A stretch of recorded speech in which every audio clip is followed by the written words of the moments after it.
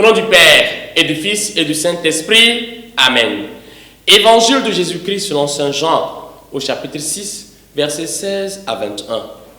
Le soir venu, les disciples de Jésus descendirent jusqu'à la mer. Ils s'embarquèrent pour gagner Capernaum sur l'autre rive.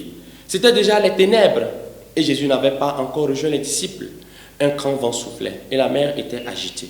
Les disciples avaient ramé sur une distance de 25 ou 30 stades. Lorsqu'ils virent Jésus qui marchait sur la mer et se rapprochait de la barque, alors ils furent saisis de peur, mais il leur dit, « C'est moi, n'ayez plus peur. » Les disciples voulaient le prendre dans la barque aussitôt. La barque toucha terre là où il se rendait. Acclamons la parole de Dieu. Louange à toi, Seigneur Jésus. Chers frères et sœurs, nous écoutons encore un évangile qui nous interpelle. Et en l'écoutant, nous pouvons nous poser la question de savoir comment est-ce que j'ai tenu lorsque, une fois dans ma vie, j'ai expérimenté la tempête, lorsque j'ai souffert, j'ai traversé des épreuves dans ma vie. Quelle était ma position? Comment est-ce que j'ai tenu? Chers frères et sœurs, aujourd'hui nous voyons que les disciples étaient seuls dans la barque lorsque Jésus a commencé par marcher sur la mer.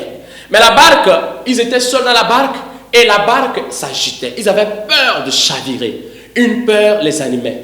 Mais Jésus qui était loin les voyait et voulait venir à leur secours. Mais Jésus qui est capable de dominer tout est en train de marcher sur les eaux. La mer qui était remplie de vagues. Chers frères et sœurs, c'est comme ça dans notre vie. Lorsque nous avons la tempête, Jésus marche sur cette tempête et nous tranquillise notre vie.